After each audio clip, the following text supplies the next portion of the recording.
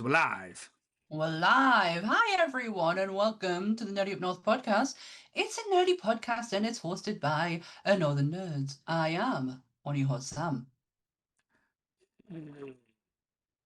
What are you doing? I'm smelling you. That's what we're doing, isn't it? Part of, like, say, the episode. But yeah. Oh my God. So yes, I am one of the other hosts, Paul, and we aren't joined by no fucker today. So yes, Just got Hannibal with us. Hannibal the cannibal, just staring Just deeply into staring your into eyes. me soul. Yes, I'll hopefully throughout the episode, like, people keep looking in the room and getting more and more uncomfortable and getting uneasy because the film we're going to be talking about today pretty much does that for you as well. So it's going to be quite interesting, shall we say? I have prepared myself. You're prepared. Yeah, I have well and truly prepared myself because Mm-hmm. I've already done an episode on the good old doctor. Yeah. And I sat the entire time almost dying. Like my face nearly goes green at one point because of the subject matter. So I'm going to hold it together today. Let's see what colours we can make Sammy turn in this wonderful episode of the I Nerdy Up am North podcast. I am going through the era of Victorian ghost at the moment, as Dan keeps calling us. So because I just keep getting whiter and whiter. I'll not make a comment. I'll get myself in trouble. I don't want to get us cancelled just yet. Not just yet. Not on my birthday episode. Not on your birthday. Happy birthday! So in the comments, guys, I want you to be really mean and really funny and guess Sammy's age. I know most of you probably know it, but let's just put some daft numbers in there just to make Sammy feel really good about herself. So yes. Thanks. So yes. Just remember, I can press the delete button. On what? Just on everything. Just saying. Sid, do you have that power? I think you do. I do. I most certainly do. Right, yes, we are here for Silence of the Lambs. Certainly. So do you want to get your disclaimer out of the way? Yeah, I'll stop doing that as well. Mm-hmm. Right, so everything discussed in today's episode is our opinions and our opinions alone. If you'd like to discuss anything from today's episode, please come and join us. You can join us on the Facebook page. You can even come and join us in the Discord or the comments section where we can have an open discussion. But what we won't have is anyone coming for us and telling us our opinions are wrong, because we can all agree to disagree in fandom. So let's keep it fun, keep it kind, and keep the toxic behaviour out of nerdism. Well said there, well said. But I've got a very important question for you, Sammy. And I think this is an important question for you more than anyone else that I know. I'll look you in the camera as well. Sammy, do you spook easy? No. With this film, absolutely. 100%. It is the one movie that is actually scared me. Physically, to my core, scared me. I have had an actual reaction because of this movie. Now, is it because of the contents in this movie or the actual movie? It's the idea of it. The idea of... Yeah. Is it the idea of what the people do in this movie, or again, is it the idea? It's him. Just Hannibal Lecter. It's the idea of him. When I will always remember, and I've probably told this story before, but I'm going to tell you it again because it's all context to this episode. When I first watched this movie, I was at a sleepover, and we weren't watching it. It was just when we went downstairs, the person whose sleepover I was at, her dad was watching it, and I was like, "Oh, what's this? I like horror movies." So sat down, and he started to explain it to us, and he went, "Oh, that's Hannibal the cannibal," and I went, "What's a cannibal?" and got the answer I did not want. So yes, I got told what a cannibal was, and I watched a few scenes with him, and it just imprinted on my brain to where all night I could just hear and see him. I was that scared, my leg got a trapped nerve in it and wouldn't stop shaking. It's interesting you say this, though, because there is no cannibalism in this movie. No, he does not nominate anyone. No. I mean, he does go and bite someone's face. But he doesn't physically eat it, because you see that face a little bit later on in the scene. That is true. No, it was just the idea of knowing that people like him existed, like they were real. So yeah, that's what scared us. And obviously the idea of cannibalism just Yeah, Yeah. it's an interesting one as well because I'm like not going to say that the idea of cannibalism is good and fine and I think that didn't bother me about the movie. I think when I watched it, and I still watch after I watch it now, it's the Buffalo Bill character I find absolutely terrifying, hideous, and just like like everything about it is just scary. Like the fact that he's skinning people or putting people in a situation and knowing how to basically loosen the skin to then take out the sections he needs to make his meat suit, shall we say? And It was that is just frightening. And the levels of preparation and just the how it was kind of like normality. And I know they used lots of references, lot of different true oh real life situations in this, which yeah. makes it a little bit more horrifying as well. But yeah, Buffalo Bill always It seems is. scarier to me than Hannibal the Cannibal. And I can understand that to a degree. It's the scene with Brooke, what's her face, where Hmm. she's in the van and he's measuring up her back, Yeah, and he just runs his hands on the skin. and he measures and he Uh, measures her back, and he looks at her. Oh, he looks at the tag on her clothes, mhm. and I'm like, oh no, I didn't. I'm getting itchy. Right, So yes, before we get into the movie as well, because yeah. I think this movie is discussed. This question is synonymous with this movie. Oh, Even when we put a post up on the Instagram yeah. page, one of the first comments was telling us that we were wrong in the way we described this movie. Which again, everyone's Mhm, got their opinion. It's just I don't know how you wouldn't describe this movie as what I'm going to describe it as now. I think, and again, people would say it differently. This is one of the greatest, pretty much like Jaws, horror movies of its time, or even now of all time. of all time. Um, a lot of people will turn the nose up or even like flinch at describing the Silence of the Lambs as a horror movie because oh no, it's a psychological thriller. It's such and that.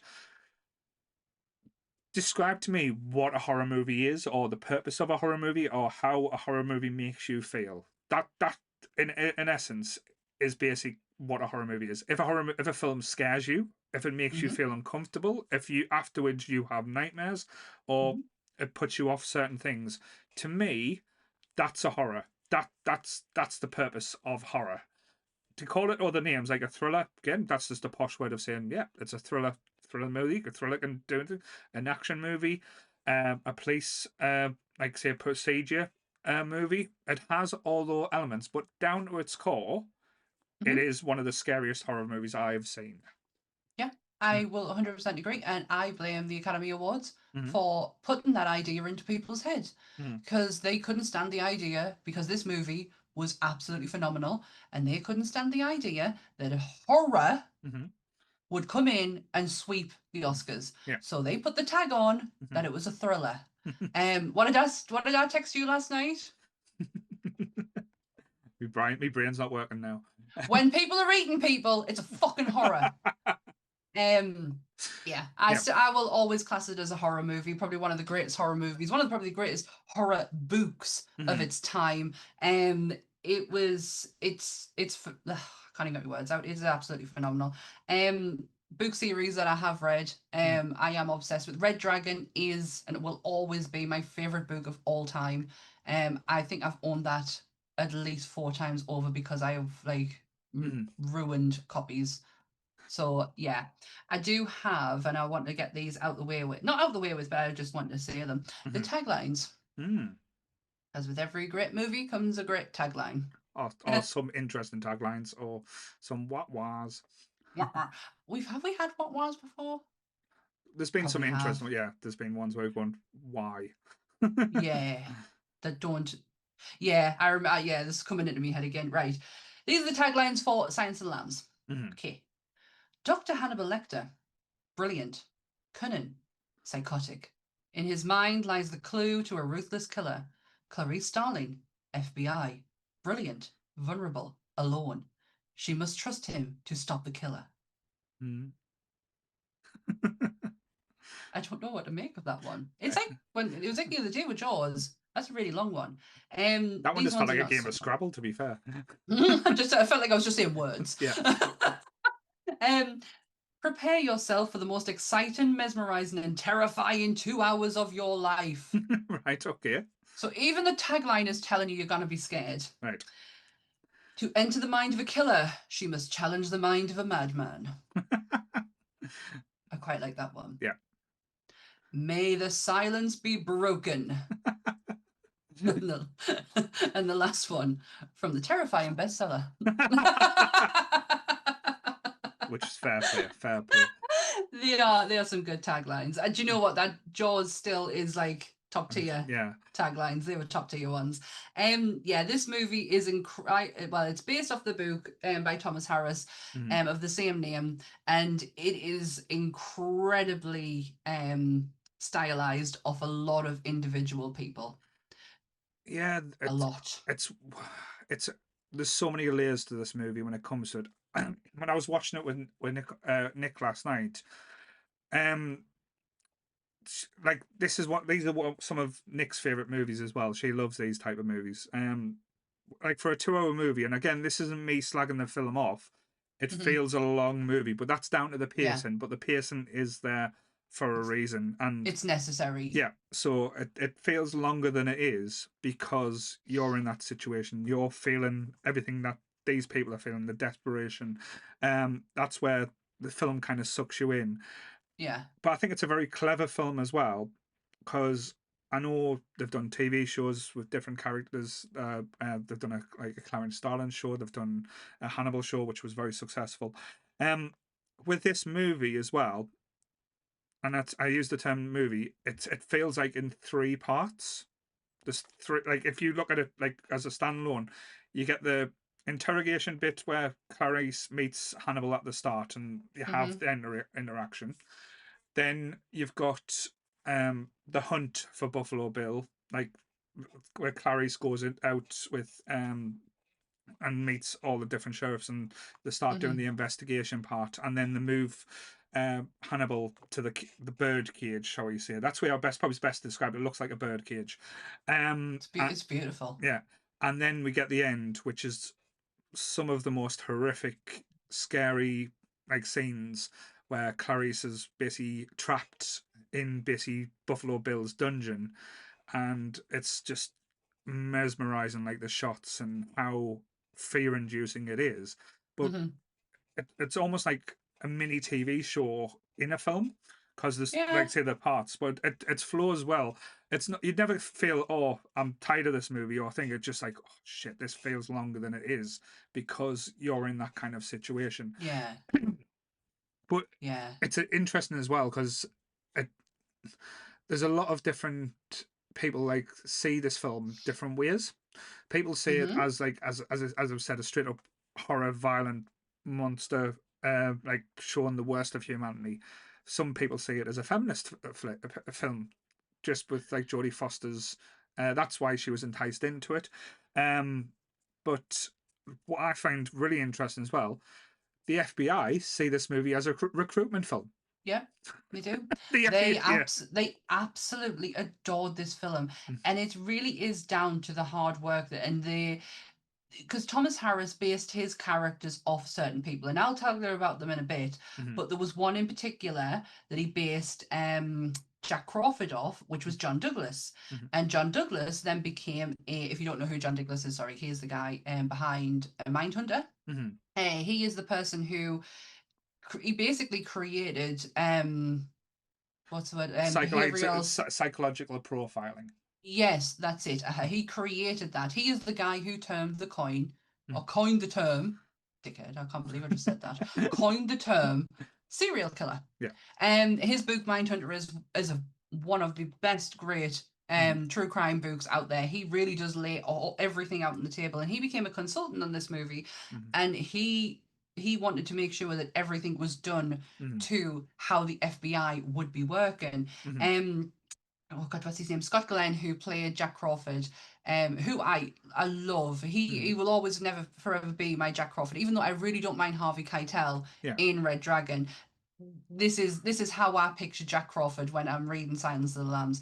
Them two got on so well together, to the point where Scott said, "Oh God, you've made this sound so interesting. Like I might even consider switching jobs." And he went, I want to do something for you. Mm-hmm. I'm gonna save you some time, and I want you to listen to this recording." And it was of two girls getting attacked Mm-hmm. by a very famous serial killer. And he took 1 minute to listen and went, "Nah, nah, Mm-hmm. I don't want to do this at all." But while John was consulting on Mm-hmm. this movie, he was actually it was the FBI's behavioral science unit, which he was the head Mm-hmm. of. While this whole movie is taking place, Douglas is on the look for the Green River Killer. Right. So he's working on that Mm. and working on this. Yeah. So yeah, it was Gary Ridgway. Was it Mm-hmm. Gary Ridgway? Yeah, Gary Ridgway, the Green River Killer. Yeah, he's working on that case while he's Mm. doing this at the same time. And I think they caught him in 2001. Yeah. I think it's interesting as well because when I mentioned about the FBI using this as a recruitment video, um, Mhm. I didn't realize this till like say checking this out. Well, the last 2 days because we only realized we were doing this movie on Sunday, um, Okay. and it's Sunday now, of course. Of course it is. Why would it um, not be? but yeah, so when I've looked into it, a lot of the stuff was filmed on the FBI training grounds, and Yeah. they were allowed in, which what I think was brilliant because it could have been an easy thing to do. They didn't use any real images or like things from any cases. They mapped up Mm. and used. They thought as it would have been a disservice or an insult to people's victims Oh. and stuff if they used real case file footage. So they basically mapped up or from as you said, using people that were in the Mm-hmm. FBI at the time to say, would this look like that? Would that look like that? So everything that you see, like the boards where Clarice Starling walks into Jack Crawford's Mm-hmm. office and sees like the Buffalo billboard. All that was made specifically for this movie. Oh Um, wow. they didn't use any mannequins in this movie as well for any of the dead bodies. They were all real life people Dead or alive? alive. There were like Oh, okay. there was like You gotta ask the yeah, question. no, there was effects makeup put in to make them look. Even the woman on the slab where they removed the moth from her throat, that was a Mm-hmm. real person. Mm-hmm. And Sammy's not going to like this. The moth wasn't actually a moth; it was actually a sweet because it didn't want it to choke Oh, because it didn't because oh, it then. so it was a sweet and they couldn't get death head moths like at that time of the year they were filming. So what you see when they take it off, it's a woman's nail with a fingernail with the death head moth painted on. Uh-huh. Are you doing So that? Going a bit I'm green? okay. No, I'm okay. I'm okay. Yeah, I'm okay. I'm doing good. yeah. The moths that they did use, Mm-hmm. they weren't the deathhead moths because, like you said, Mm-hmm. couldn't use them. But the moths that they did use were like royalty. Mm-hmm. They were given their own special room, own special temperatures. Everyone, each and every one was handled with care. Mm-hmm. No harm whatsoever Mm-hmm. came to them moths. Mm-hmm. Definitely. You know, this would have been a very different movie the way they originally planned this out, though, or the person who was meant to be involved with this at the start. Oh, go on. So when they bought the rights to this movie, Oh, right. Okay. Yeah, I know what you're it going to say. Go it, it, it was on. based on the fact that a certain person was going to direct it, and he paid half the money Yeah, up front for it. Was he Gene did. Hackman? So Gene Yeah. Hackman was going to be directing this movie until he got, I think it was the second phase of the script, and went, I can't be involved with this. This is way too violent for me. And which the studio went, that's fine. He went, the script's brilliant, perfect. He went, I don't think I'm the right person for it. So he sold his half back for the Hmm. exact amount of money he paid for it as well. I think that was That's quite classy. crazy. It was no, he was. Gosh, he's gone now, but yeah, he was. He was a classy fella. He did Mississippi Burning, Hmm. which that took a real massive Hmm. turn. Like that. That's Hmm. I love that film, Hmm. even though I probably shouldn't for the subject matter, but it's more the acting in it Hmm. from Gene Hackman and I think it's Willem Dafoe. Hmm. It's phenomenal, but that took a massive toll on him to when he gets into this and he's like, Hmm. oh God, like I can't sit in this realm anymore. I think he wanted to play Jack Crawford as well. Hmm. I think he saw himself as a Jack Crawford. And to be honest, That would have I been, really, yeah, oh, it would have that, been amazing. that would It have would been, have been amazing. yeah. And I know, like I know you're the one with alternative cast normally, but when I saw this the other day, I was like, that would have been interesting. Michelle Pfeiffer was the one that they wanted for Clarice Starling first. Oh, That was who they pitched, and when interesting. she turned it down, Mm-hmm. Jodie Foster kind of forced her way in. Yeah. She just basically phoned up whoever she had and was like, "All right, then I want to be a part of this movie," and um, Well, she the wouldn't take no as an director, answer. no, and the director, she didn't even have to because Jonathan Demme, sorry, who Mhm, did the movie, when she walked in the corridor, that was enough. mhm. That's You went, that's it. Uh-huh. I didn't realize the director of this movie is also a director of another of my mhm, favorite films, and he did it really shortly afterwards as well. Honestly, that man must have lived a very bleak time doing these because he did this and then he did Philadelphia straight afterwards. So yeah. he must have been like very like having a lot of therapy because that's a lot to go through. Mm, Yeah, Jodie Foster, she pretty much like manhandled her way into it, mm, and I can't picture. I don't want to picture anyone else playing Clarice, even though I really don't mind Julianne Moore later on. no. I'm not mad at it. Like I Mm, understand at the time. I don't think it would happen now. mm, I don't think if we were to have, if that Hannibal didn't happen yeah. and we had another version of I really think Jodie Foster would have Come back. come back in some way. Uh-huh. Mm, But at the time they wanted to push that out. They had to change characters. And she did a really good job as Clarice, but you mm, cannot beat the OG. no. There's so many scenes, and you mentioned earlier about having this as a feminist like Mm, movie. So much yes to that. mhm, Every scene Jodie's in, mhm. she is only dominated by men. Yeah. There is only men in the room, Mhm, and Jodie manages to step all over them. mhm, So it really does give, like, from a female's like point of view, mhm. oh, I can do this. Like Yeah. I can really, yeah. Mm, If she can do this, I can do this. And Jodie is like the vulnerability that she mm, plays as Clarice is mm. breathtaking. It's effortless at the times as well. Like Oh her yeah, and her interaction with, like, say, a Hannibal, like she comes in brash, confident, saying, like, I'm just here to do a job," and him it's picking her apart just by words, meaning, or even just like the way he says stuff as well, and yeah. it's so interesting to You, see. I it's could watch a movie just them two sitting across the oh, table to each other. 100%. Well, she's training to be a profiler, Hmm. and he is doing nothing but profile her. Yeah. So it must be incredibly infuriating for someone who's trying that you're both trying to do exactly the same thing. Isn't it when she walks into there is the first time they met? Hmm. Because she refused to go any he's scared her. Yeah. Um, so yeah, I'm sure when and it was when it's I think it's when he smelled that when he like he's like kind of it's there Well, was that was something. the smell was ad libbed as well. Yes, but she her reaction Hmm. is her genuine reaction because she didn't know what he was doing. It's obviously not scripted. No. And she at the end of the shot she thanked him for getting a genuine reaction out and she went, right, this is how it needs to be from now on. Hmm. We can't be near each other. It was just like, 'cause again, I don't normally delve into this like too much, but I think the two films that we've done the last 2 weeks kind of like, Interesting. yeah, there's a lot of interesting things behind the scenes. Like Jaws Hmm. is a minefield. Like if how to not make a movie is probably the best way to describe Jaws. But this one seemed to be like quite a collaborative thing, because I know the prison cell originally where Hannibal was in was supposed to have bars, and when visually they will get, this is not going to work because you're going to Mm. have like that's the face offs and stuff. It's going to be hidden behind bars. It's not going to like have. So they had the idea of the perspex box. Then the Hmm. sound guy kicked off and said, if you're putting them in a perspex box, the sound's going to be muffled. And they were like, It's well, gonna how do we get that? bounce. So he went, well, just put holes in. So they put the high holes in that, for not like they went, oh, we'll just pretend a thing, but it was to so that you could get better sound from the Yeah. conversation.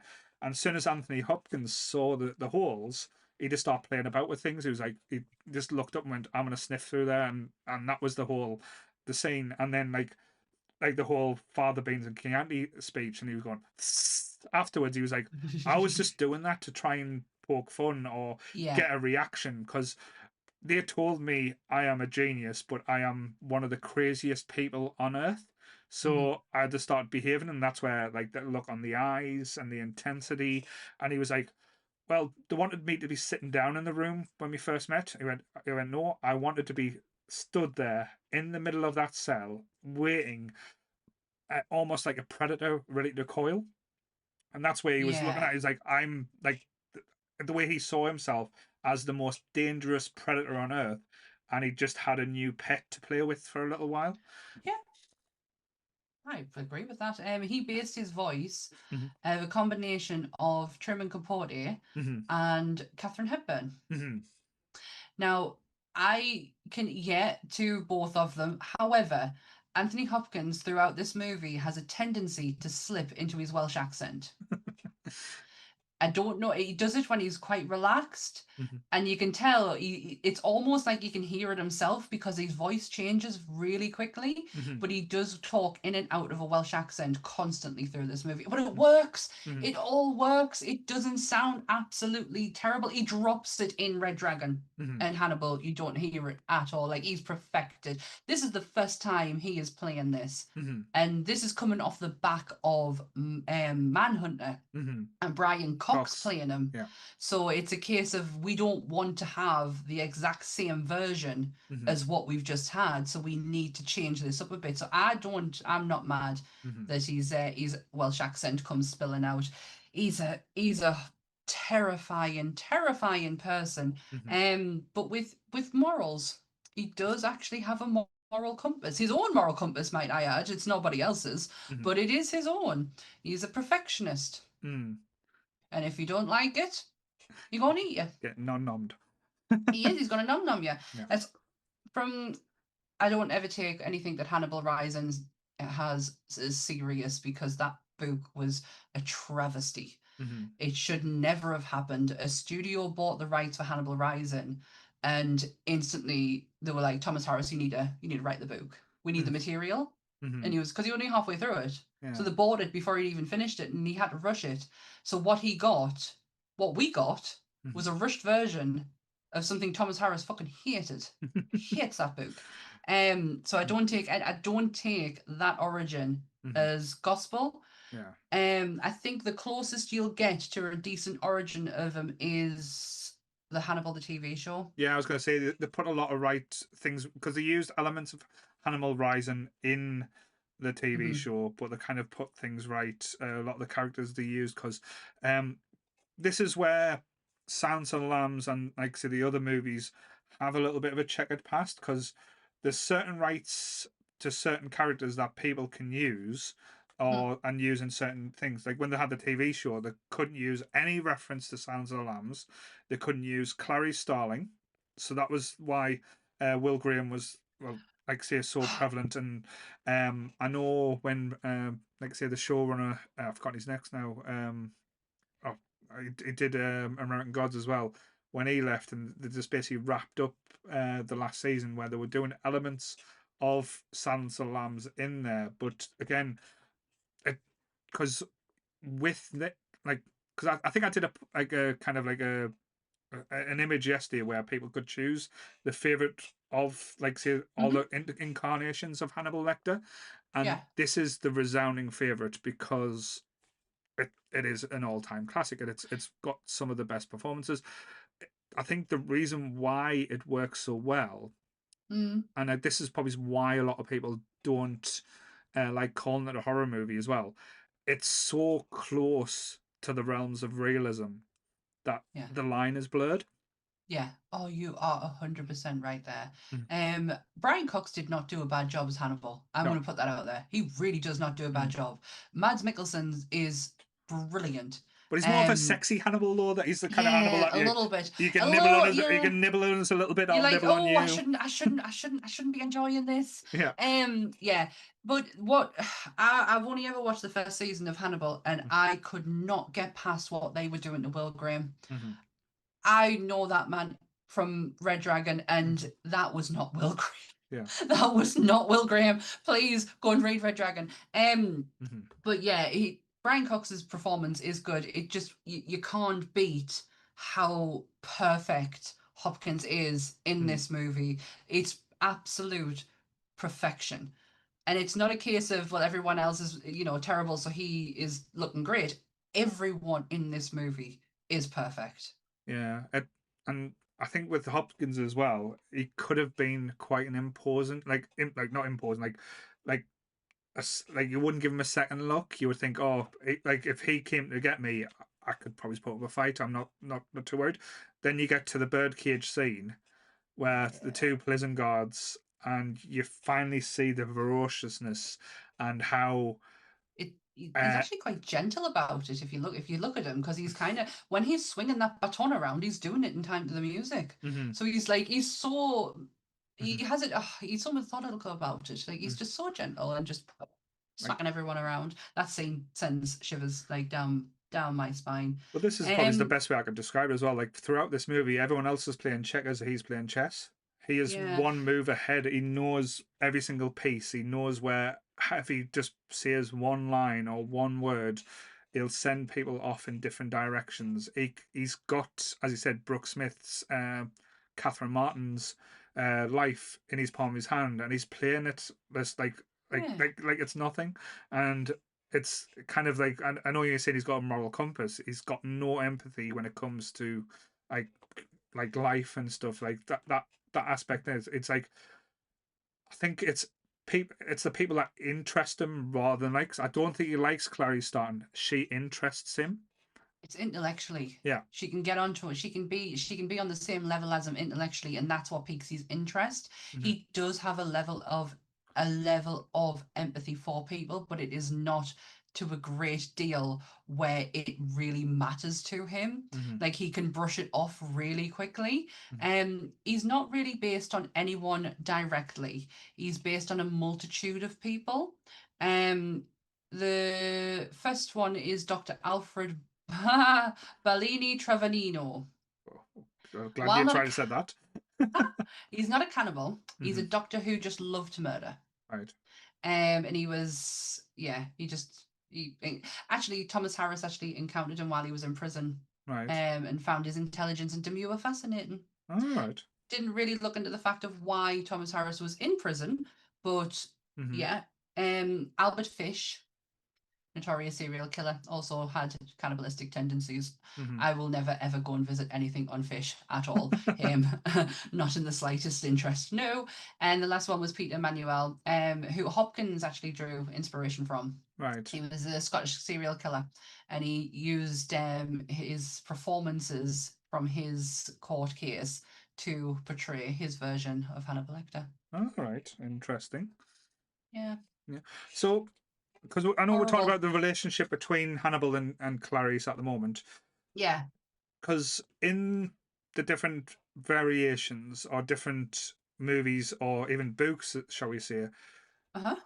because would you put Clarice Starling on the same level as Will Graham, or because Mm-mm. would you say Will Graham was higher or like had think It's higher. It's higher? higher. Well, yeah, Will, but it's just because of where they are in their careers. Hmm. Will, when you meet Will, he's already he's already captured his first major serial killer, so he's already got the experience of that. Hmm. But he will always credit the only reason he found him was because of the guidance that he got From Han. from the doctor. Yeah. This is this is where it's so so Hmm. different from the person you meet here, even though he is the after Hmm. of the events of what happened in Red Dragon. Yeah. Um, that he does have such an affection for Will. He really wants Will to succeed, even to the point where Will is looking for him. He even directs him then. He Hmm. still helps him out, even though it's going to cause him to die, like if he incarcerated. Hmm. He's still always like so helpful. But when it comes to levels, will always, and it is literally just the stages of their career. Clarice is a baby. She's just out of training, like she's still in an academy setting. Hmm. Um, she's not quite there yet.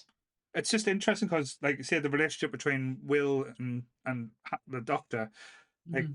if you watch Manhunter, it's a very different relationship to what we get in Red Dragon. Yeah. And again, the book's a little bit.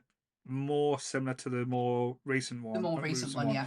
but it's kind of like there's a fondness to each other, but there's like a deep seated resentment that he was the one that caught Hannibal. So it's kind of like he plays with Will and says, do you think you're better than me?" And it's kind of like that's why I think he sends the Tooth Fairy to basically end Will's life as more of like redemption, not redemption, revenge. Sorry. Um, and like with Clarice, there's no malice. And even when we get like meeting later down the line in Hannibal, um, there's like not to say love because it's not that type of relationship. There's no like No, romantic or anything as I well. didn't feel like that. It's I feel like he respects Clarice more than he did Will. It was more of like the resentment, like Will. He felt Will was beneath him, and that he Mm, got ahead and beat him. So that was more like anger. But when it comes to Clarice, like if you like not just talk about the Silence of the Lambs, because that's like hmm her starting point and where she is. Like she's a film career in Hannibal, but there's still he sees her as a level playing field, like on par. He never looks down on her, and he never hmm like kind of like demeans her in any way. It's nothing but respect when it comes to Clarice, and that's always where I Yeah. think it's been quite interesting. I always see his relationship with Graham as very father and son when you first meet them. Mm, They are so comfortable with each other. And I do think he has a little bit of resentment towards Will because he did, mm, capture him, but he put the clues there. mm-hmm, He was the one who put the clues around in the room. He knew Will was going to find. He taught him how to mm-hmm, do this. mm-hmm, So he knew it was, to me, when I first read it, it almost felt like mm-hmm. he wanted to be caught Right. and he wanted Will to do it, and he Mm-hmm, wanted Will to get the mm-hmm. well, it would have been for him because Like he the you know plaudits and stuff. Yeah. exactly, all the celebration, and he wanted it to go to Will. There was so the affection between them two was, but then again, it has that twist effect Mm-hmm, where he does like he doesn't send Francis to him. He directs Francis to the right place. mm-hmm, um but yeah, Clarice is there's no one-upmanship. He doesn't need to do that. It's almost like he could mold her mm-hmm, into the, whatever however way he went wrong with Will, mm-hmm. he could mold her differently, but Clarice is too Pig-headed. bright for that. But she's too bright for that. Mm, She doesn't give herself enough credit because mm, she how she figures things out. She didn't need him to do that. Will did. yeah. Mm-hmm. Oh, Because I think okay. because Yeah. when you think about Will, like again, sorry to divulge from dive to go from different things, but Will, as you said, Hannibal kind of put the clues there, and he kind of put things together. The only thing he said to Clarice to find Buffalo Bill is everything is in that file. That's the only thing he tells hmm her to catch him. So she literally pieces everything together, and like so like going back from the weighted body, it's like why was he weighted? Or because the FBI just said, "Oh, he started getting sloppy." He didn't. Mm. He was getting cleverer. He was like trying to put people off the scent, and then like the again, you don't want to think about it, but having the skin cut the way it was, it's hmm like you don't want to think the worst of people. It's like, oh, is he really making a suit, or why is he cutting it? Or, like, is he? They just thought as keeping Sue, but he is. So she actually pieces everything together through her detective work, her gumption, shall we say, her hmm gut, um, and it's just brilliantly weird works out. And Yeah. for a film that was shot like it was the 90s, wasn't it? It was 90s for this one. It was 91, so it would have been shot the end of 89, beginning of 90. Yeah, so there was some very clever like editing or cut scenes and the way they kind of had things played out in this as well. This Yeah. for a time where the twist ending, shall we say, or twists in movies weren't really that big. We had a few little ones, like a few things, but this was before like things like The Sixth Sense Oh, came yeah, out, this is where well before Sixth Sense. kind of like shape our disbelief, where we're all looking for like the switch and bait and stuff. This Yeah. has two incredible switch and baits. The first one Switcheroos. is when, because I remember when I first watched it, I wasn't expecting it, and it fucked me up big style. Is basically when Hannibal, they think Hannibal's escaped, and you get the two prison guards, and they're like, you get the visual of the angel on the out of the body parts, which is just so visceral, and then Yep. and then you get the other guard that's lying there. But before that happened, you hear a bump, you hear a noise, so you think, but So they're in the lift and they yeah, hear a bump on the top, mhm, and the police kind of like think it's him, mhm, and it is him, mhm. kinda. It's his clothes, but that's about it. What gives it away, if you're so stuck in that whole place, there is a line which is a callback line to what the doctor, what's his name? Oh, he's absolutely horrid. Oh, what's his name? Frederick Chilton. Children, Dr. Chilton says at the beginning, when he attacked a nurse, his pulse rate never got above 88. yeah, When you're in the ambulance, hmm they actually tell you what his pulse rate is, and hmm it's 88. And at that point, if you're not really paying attention, that's when you should know that he's there.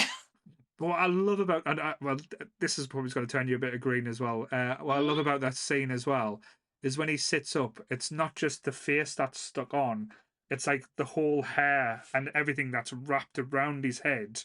Mm-hmm. So you can understand why, like, the people like in the ambulance, it didn't just slip off or come off. And when he pulls it off, it's like an Halloween mask. That's the best way to describe it, like one of those Yeah. latex Halloween masks. And I bet Sammy doesn't wear one again from. I've never ever wore one. Yeah, that whole lead up, the tension in it is Mm, absolutely like I can't eat at all. mm, If I know I'm going to be watching this film, I can't have anything to eat before or during, mm, because this bit alone mm, sets me off where I'm like, nah, never gonna eat again. From the minute you're in that cell and mm, it's so calm and the music's playing, and then all of a sudden it boots off, and then you're back to the cell with the. It does, and it mm, shouldn't, but it does look cinematically beautiful, mm. that shot when Yeah, you're in the cell it's like and he's something out of pinned up as an a. angel. It's like something out like a 16th Chapel in Rome or something like that. It's like It's yeah. it's and with him being like, oh, it it shouldn't look great, but it does. And then you've got the scene where, oh, he's still alive, and then they bring him into the lift, which spookily, the lift looks exactly like the lift I have at work. Um, so yeah, it gets in the lift, and then the bump happens, and then you're back in an ambulance, and you kind of think, because the police have taken care of that. It's Mm. okay, everything's okay, and you're in the ambulance now. Why are we in the ambulance? Who gives a shit about this policeman? And then, yep, Mm. there he is. It's that whole lead up there, and you're not even at the end of the film. No, You're not even at the end of the film. it's the end of the You know? second end of the second act. Yeah, we haven't even found Bill yet. Yeah. Yeah, it's that's a whole lead up is just Hmm. that probably gets me, and I Hmm. know the Bill bit should, but Hmm. I just find that more clever than anything else. Like I'm like on the verge, like rooting for it. Then Hmm. but that bit gets me like, oh Hmm. no, But then, I will never watch cinema again. but then we have one of the cleverest, again, switching baits, but with the camera angles, the thing they use, it's such a clever, because like, at this point they think that the FBI think they've got him. They think they know exactly where he is. They're en route. Clarice has been told just to mop up a few stray ends where she is, because she's 400 miles away.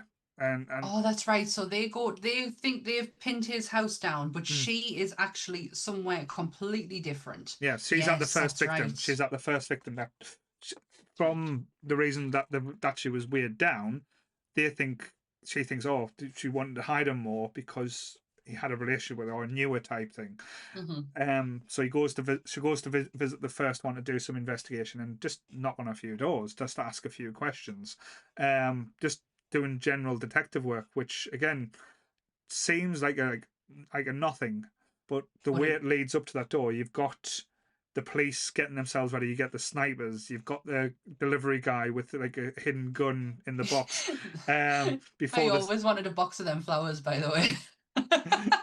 just just to basically storm where they think Buffalo Bill is, and Hmm. when they knock on the door, it's simultaneous. It's done perfectly, and you see them because you see downstairs as well, you've got Bill freaking out because Catherine's managed to get the dog down That's right. in the well, so he's basically losing control at this moment, which is brilliant, and it's about to get a whole lot worse for him.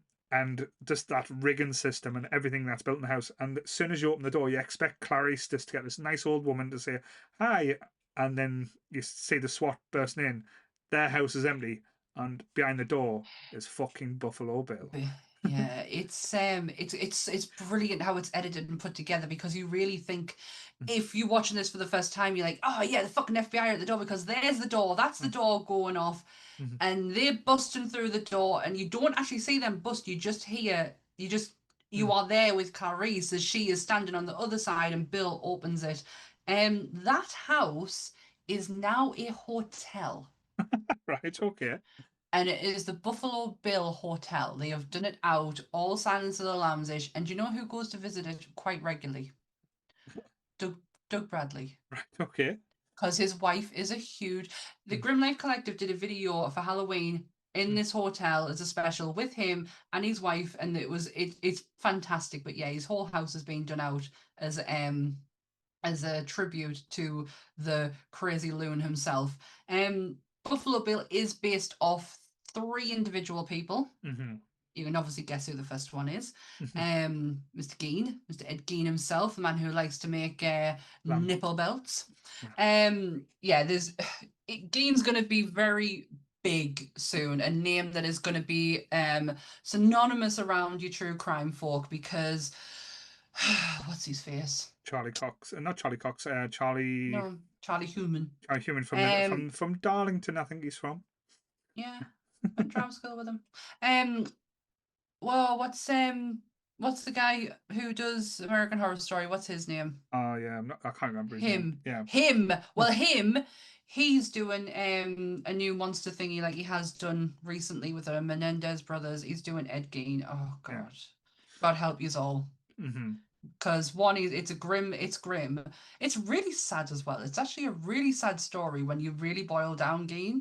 It's just fucking grim how he turned out. I like your term of boiled down as well, because he did a lot of boiling, a lot of making leather out of skin. Yeah, it's just how are they making like how I'll never understand it. So yeah, Ed Gein is a huge inspiration.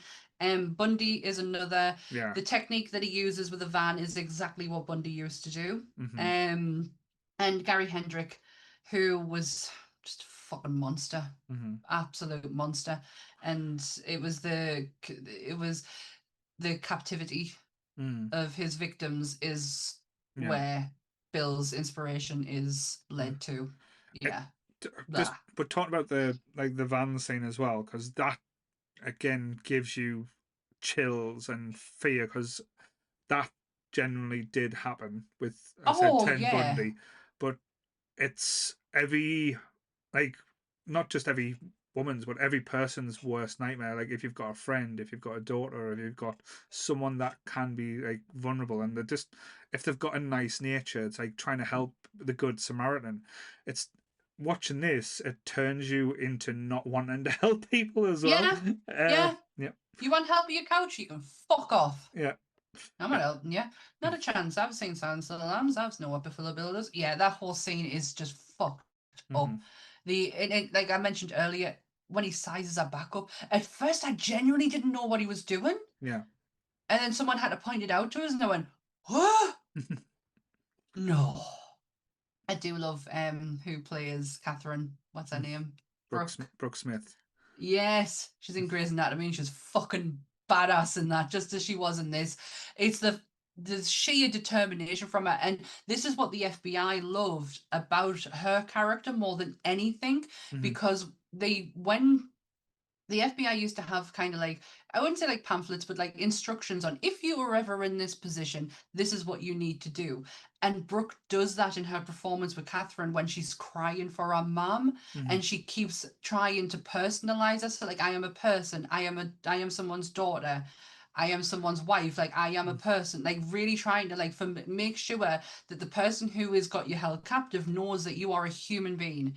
And Catherine does that so many times by just saying, I want to go home, I want my mommy. You know So what the was FBI was so grateful for that. Yeah, you know what was hilarious though? What I've learned about this afterwards, that Brooke Smith and Ted Levine, who played Buffalo Bill, became best friends after this because they Oh, spent I love because they spent that much time with each other in that. these type of Uh-huh. situations where they were kind of getting out all these negative emotions. And afterwards, she said after she spent like an hour or so screaming in a well when they get her out, because a lot of people don't know this about that scene about in the well. It's not a soundstage. It's not where No, she's things. in It's fucking well. they digged a fucking well and put her in the Mhm. hole, so they had to actually lower her down and get her out because it would have cost too much to try and Mhm. replicate what that type of situation. Um, but yes, she spent like the director would go down just to see if she was okay, spend out time with her, and she said after she spent a few hours screaming in a well, it got out all these good bad thoughts or negativity, and so she felt great afterwards getting out of the well. Oh, I love that. I'm so glad that she managed to take something that could have, like, it could have messed a lot of people up being in Yeah. that kind of isolation for such a long time. That she managed to turn it into a positive thing. I'm not 100%. I am about 99.9% sure that dog is hers. Hmm. I'm sure it is. It's been in a lot of films though. It was in The Burbs and stuff like that. It was the same dog. Yeah, It's a it might famous not have dog. been hers. I don't know. I remember reading something about the dog. Maybe that's what it was. Mm, Um, the ending of this. So obviously we have the ending with Bill, which mm, honestly is some of it. It's so clever how this is done. mm. It's This like, is night vision done right. yeah. Most Haunted Huh. should have taken lessons from this. To be fair, this is like a Halloween uh, ghost train ride, like in the most horrific times. It's like she goes down through the layers, like, and she sees Brooke. And the clever thing is, she's not just walking around; she's securing doors. She's making right Yeah. decisions. She's making great it decisions with this it as well. all looks fumbly to us because she is like she must be terrified and she is like falling amongst herself, like she falls over her feet so many times, but how cleverly like she manages to secure the rooms. And I love when Brooke screams at her, you bitch. That honestly, that room must have fucking stank. Yeah. Like oh, the smell in it must have been horrific. Skin does not smell nice. It really doesn't. What? Because it's like a lot of blink or you miss it moments in this scene as well when they're walking through, because she Yeah. goes through like the dress room, and I I think if I put it out there and spent too long of it, it would have been very horrific. A lot of disturbing things would have probably What you happened. got was enough. Yeah, you saw the skin scoot like as a kind of like a flicker of what Bill was kind of creating type thing. Hmm. Um, then the lights shut off and it becomes just sheer terror. And Jodie Foster's performance here is just mesmerizing, like with her falling over, and like the moments where he's just got his hand and like almost touching her, like, Yes. and it's kind of like playing with your food type thing, almost like Hannibal Lecter esque in this type of moment. Um, Yeah, he and did that with Mason, didn't he? yeah, and then when all you hear is the click of the gun, and then she spins around and proves that she is the fastest draw in the West. Oh Uh, fuck yeah, is she? That was good timing, but the whole thing is so intense. Especially when his hand, it's his hand mhm, of how he could, and he touches her hair. yeah, You're like kind of, oh no, oh, that, no, no, nope, nope, nope, nope, nope, nope. but Mm-mm. and you can understand why this film, like say, is as good as it is, but Mm. also as controversial as it is as well, because there is a Mm. lot of scenes in this that um I don't know how, like say, not saying that it's wrong to get it in, but it, like to get past the censors, like remember this is coming past the 80s, which and the 80s or the 70s of the video and nasties, where a lot Mm. of the stuff was like not getting past. So early 90s, this is still touching on where we get Bill in like starting to put together the skin suit, and you see the skin overflapping. and then he does the old tuck between his legs. When we look at it now, it's hilarious, but back then it was quite shocking. Like It nothing had was. been seen like that as well, and like having this song playing, oh, crazy horses. That was the song that was played at my sister's wedding. Yeah. Goodbye horses. Mm-hmm. Ted Levine was so respectful for this Mm-hmm. character. He really did his homework with everything. He went to he Mm-hmm. spoke to a lot of the trans community because he Mm-hmm. wanted to make sure that he wasn't being disrespectful, Mm-hmm. because in Buffalo Bill's mind, he is not, this is not a joke. This is for real. And if I'm going to transform, he can't look at himself and say he needed something else. Yeah. And he went to the trans community, and he made a lot of friends, and he went out Mm-hmm. for lots of drinks, and he just wanted to make sure he was not disrespectful in this moment. No, definitely, and I think I saw an interview with him as well. He was like, with how he approached the Bill character, a lot of people said, "Oh, did you play him gay or did you play him gay?" No, I didn't play it. His sexuality wasn't a part. The reason why he wasn't that, like what he classed as transitioning, he wasn't transvestite or as such. He was transisting. It's almost like a Red Dragon esque, where he was transforming his form into a different being. Sexuality and Oh, yeah. being like male or female wasn't part of the transition. He was just changing his form because he didn't know what he was. He just wanted to be something different, and it was never a sexual thing. And No, that's where he says, in the script or anything like that, anything that was sexual like lies, he would challenge and say, "This isn't this like about," because he didn't want it to become oh like because again this is coming from the 80s when hmm like say everything was like anti-gay or anything like that, or gay was bad and stuff. He didn't so want you're this you're at the height of the AIDS epidemic as yeah, well. yeah. So he didn't want it to be portrayed as like, oh, this monster is like this because of A, B, and C. He was like, no, he's a monster because he's a monster. Yeah, yeah, we need to not take the fact that of Mhm. yeah, I'm never going to be able to say it properly, but I totally Yeah, get what you mean. yeah. Yeah. That's probably the This best, most careful I've been using my words in a long so time. good, so good, and I'm not going to ruin it by saying anything else on that matter. Yeah.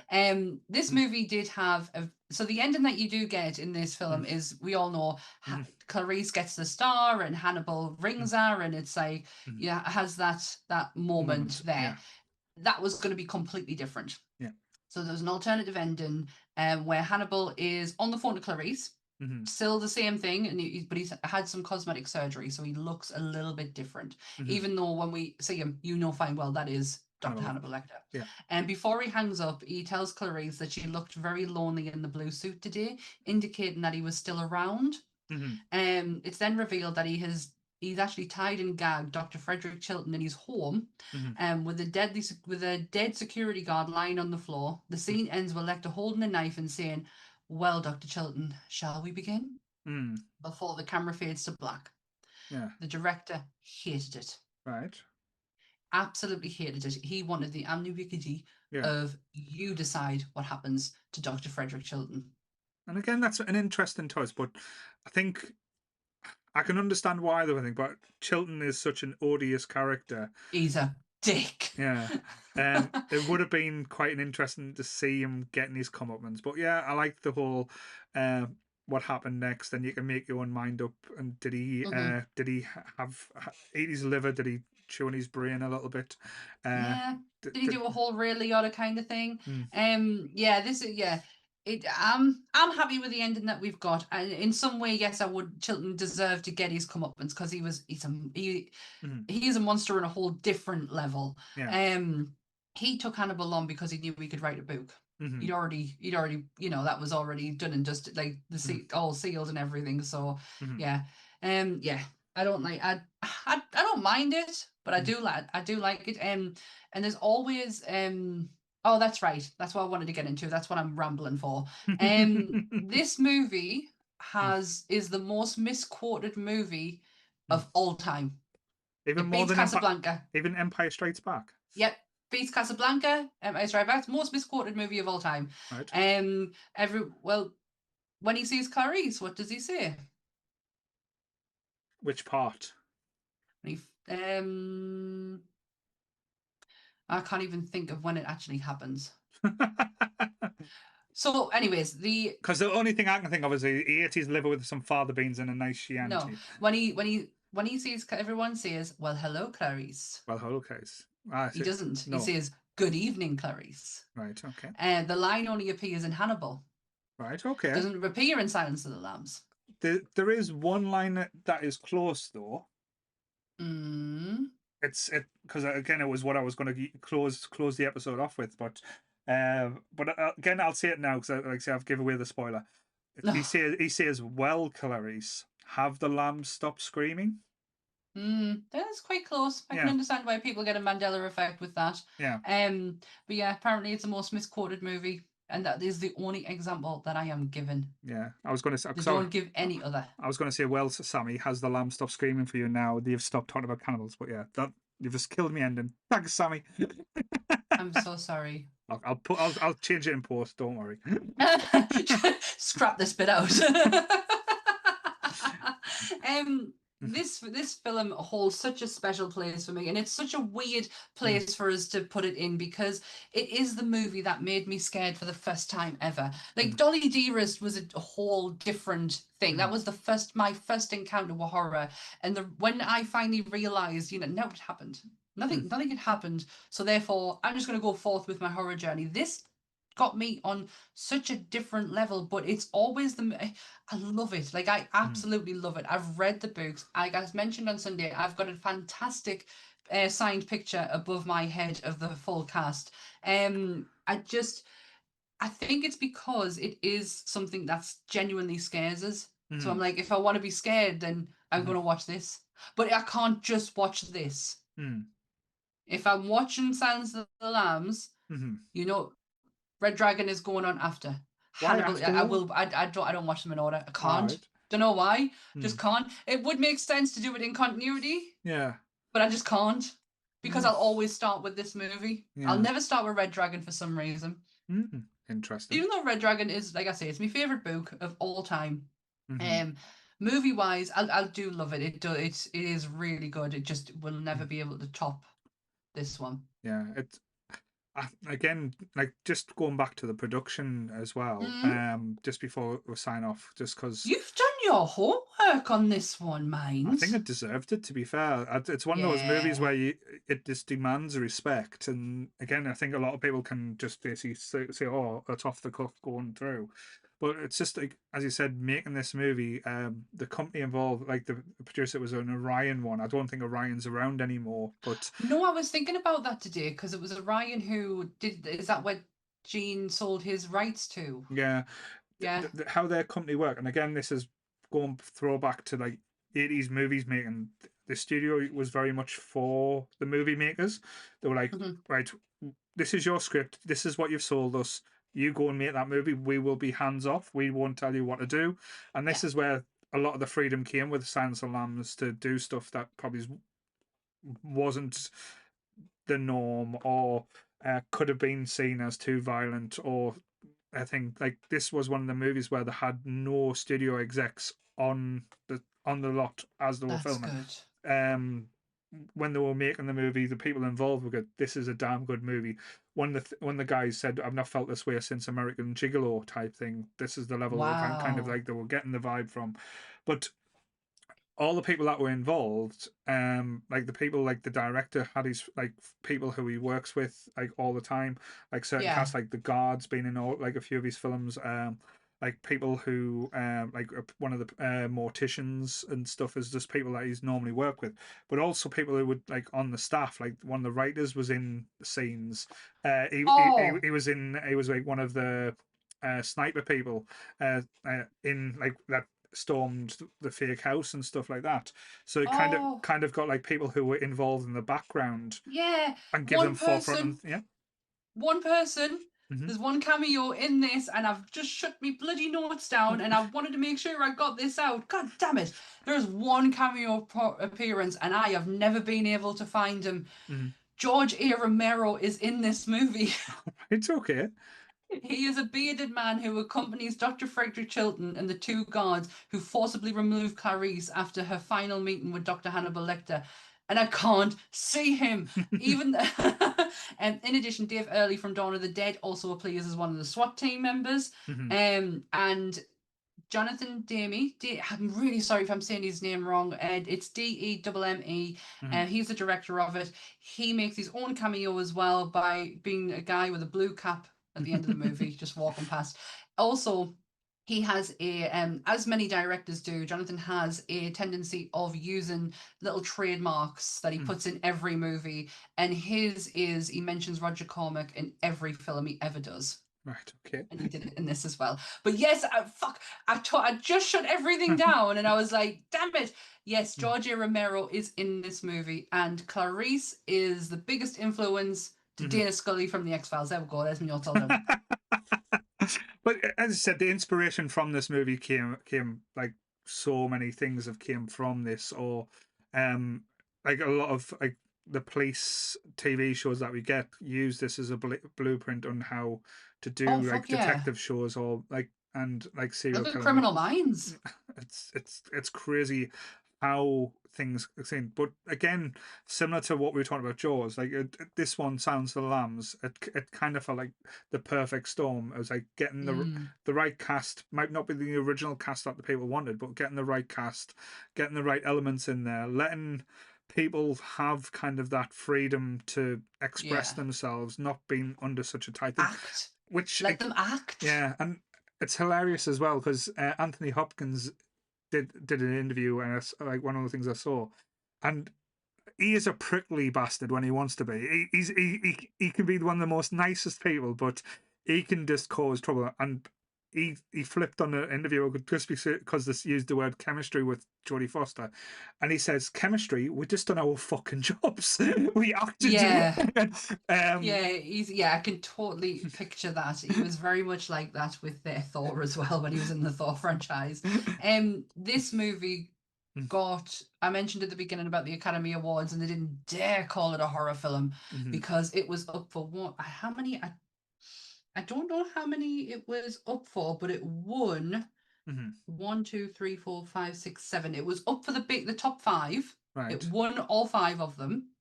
So it won Best Picture, Best Actor, Best Actress, Best Director, Best Adapted Screenplay, Best Film Editing, because come on, and Best Sound Mixing.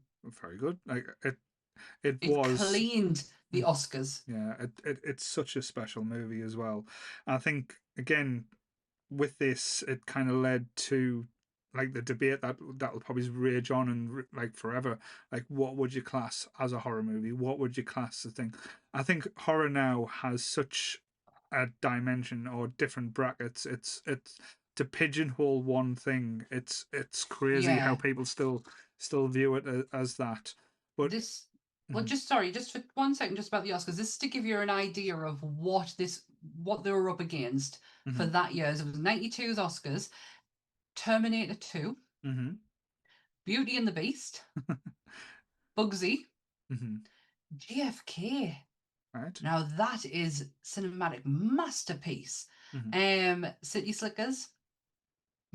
Sorry, couldn't say that fucking without laughing. Thelma and Louise. Right. And some film In the Shadows of the Stars, The Fisher King, Weapons of Our Environment, or Nuclear Weapons of Our Environment. There's some pretty big Toy Story 3. Can't be Toy Story 3, wasn't it? Toy Story. No, it isn't actually. It's just about the first animated. Yeah. Oh yeah, Beauty and the Beast first animated, and then Toy Story 3 comes up straight afterwards. I just saw the name. I was like, what? I was getting But the director beat out John Singleton for Boys in the Hood, Oliver Stone, Ridley Scott. Like, these are big fucking names. Jodie Foster beat Bette Midler, Laura Dern, Gina Davis, Susan Sarandon. My God, there is. Where's the best film? Just before I wrap this Oscar bit up. But Best Picture was, oh my God. Yeah, I can kind of understand why it won Best Picture. Beauty and the Beast, Bugsy, JFK, and The Prince of Tides. But I was going to say Terminator 2 was never going to get Best Picture, to be fair. It's like, no, but editing-wise and stuff like that. Yeah. The only thing I did love about this as well, and again, you hear a lot of films, and like we were talking about Jaws last week. Certain Mm, scenes had to be shot 17 times at something to get the right shot. The most any scene was shot in this movie was 3 times. It was two and done. Uh, it was such a fast-paced movie to be filmed as well. It was, yeah. and again, it's just letting the actors make their own choices. Like, yes, the director did give them notes at times in the scene, but it was more like a whisper saying, "Try this."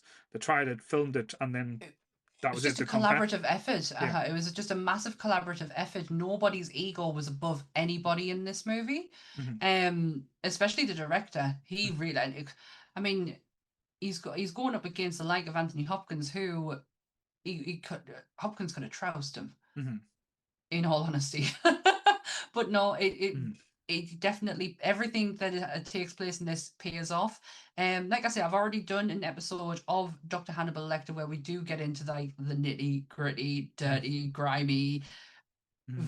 Mason Verger of it all. If you want to go and check that out on Monsters, it's grim. It's fucking grim. Yes. Especially talking about Mason Verger. Nah. So yeah, so that's our little tidbit on the Silence of the Lambs, and I wonder if the lambs are still screaming out there for poor Jodie Foster and her Clarice Starling. I Um, hope not. I do love in Cable Guy is one of my go-to funny films, and I do love when Jim Carrey does the Silence of the Lambs. Sorry, fine, had to get in there. no bother. I'll behave. So, with this going Mm. out on Sunday on Sammy's birthday, so hope everyone's bought Sammy presents and told her how beautiful she looks as well. I'll take the compliments, but no, I want you all to go and donate a couple of quid to Slay Look at because her, it's literally the last day is Sunday. look at her, how demanding she is now. I'm not being demanding. Just if you know if you wanted to be kind and help out an indie horror film, Mhm. do it with Slay. Do a Slayer. Um, so we don't know what's going to be coming up the week after. So to be announced, shall we say? TBC We've to never, be confirmed. so we've never done this before. So yes, so we'll have a monsters. There'll be a top grumps. There'll be other things. There'll probably be a Women of Nerd Culture at some point. There'll be a If it hasn't, countdown to Doomsday. There might gonna happen. Something's gonna happen. yeah, but there'll only be one Silence of the Lambs. Yes, there will. You've And managed to get your 2 lines in there now. yes. And to finish off the way we started, Mm. when I sniffed Sammy, she smelt of Kat Von D foundation and regret. Just saying. Fucking hate, I hate the fact you know what foundation I'm wearing. And Kat Von D lipstick as well. God damn it. So same bat time, same bat channel. Stay nerdy, everyone. Bye.